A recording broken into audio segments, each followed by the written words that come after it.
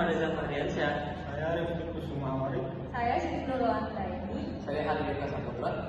Di sini kami akan memaparkan tentang hukum-hukum yang berlaku di dunia. Hukum adalah sesuatu yang berkaitan erat dengan kehidupan manusia, merujuk pada sistem yang terpenting dalam pelaksanaan atas rangkaian kekuasaan penegakan hukum. Yang pertama, sistem hukum Eropa kontinental. Sistem hukum Eropa kontinental ini berasal dari kodifikasi hukum yang berlaku di Kekaisaran Romawi, dijadikan prinsip dasar dalam perumusan dan kodifikasi hukum di negara-negara Eropa daratan. Yang kedua, sistem hukum Anglo-Saxon atau Anglo-Amerika. Sistem hukum ini dianut di negara-negara anggota Persemakmuran Inggris, Amerika Utara, Kanada, dan Amerika Serikat. Sistem hukum Anglo-Saxon adalah suatu sistem hukum yang didasarkan pada jurisprudensi, yaitu keputusan-keputusan hakim terdahulu yang kemudian menjadi dasar keputusan hakim-hakim selanjutnya. Yang ketiga, ada sistem hukum adat. Sumber utama hukum adat adalah hukum tidak tertulis atau kebiasaan. Yang keempat, ada sistem hukum Islam. Sistem hukum Islam berasal dari Arab. Sistem hukum Islam bersumber pada 1. Al-Quran merupakan kitab suci agama Islam. Kedua, sunnah atau hadis merupakan cerita atau cara hidup Nabi. Yang ketiga, ijma merupakan kesepakatan para ulama besar. Yang keempat, ada qiyas merupakan analogi dalam mencari sebanyak mungkin persamaan antara dua kejadian. Hukum kanonik adalah kumpulan hukum atau peraturan yang digunakan dalam gereja Katolik. Ini mencakup aturan-aturan mengenai doktrin tata gereja, liturgi, serta hukum perdata dan pidana yang berlaku dalam lingkup gereja Katolik. Yang keenam, ada sistem hukum sosialis. Sistem hukum sosialis adalah nama resmi untuk sistem hukum di negara-negara komunis. Sistem hukum sosialis berasal dari hukum Uni Soviet yang dikembangkan sejak 1971. Quigley menggambarkan sistem hukum sosialis sebagai hukum negara-negara yang pemerintahnya secara resmi melihat negara sebagai salah satu sosialis atau bergerak dari kapitalisme ke sosialisme, dan yang memegang teguh masyarakat komunistik sebagai sebuah tujuan akhir.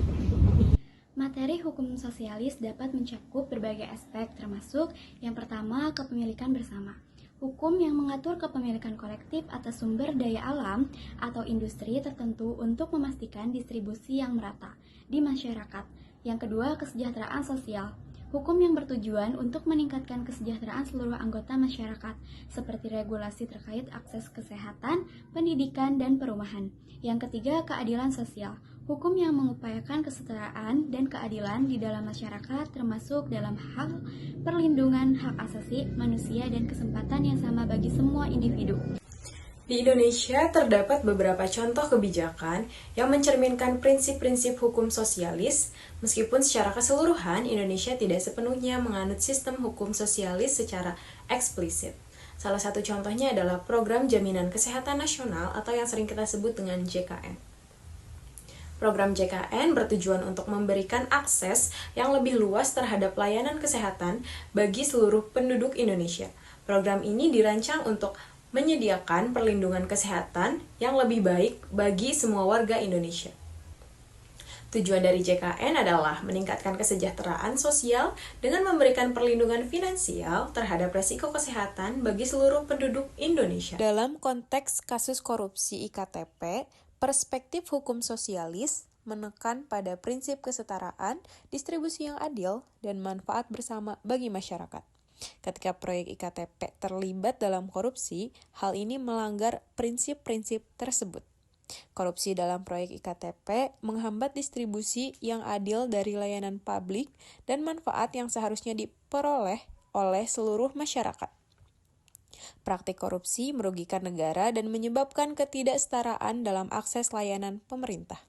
Perspektif hukum sosialis menyoroti perlunya tata kelola yang baik, transparansi, serta menegakkan hukum yang kuat untuk memastikan proyek-proyek seperti IKTP memberikan manfaat yang merata bagi seluruh masyarakat.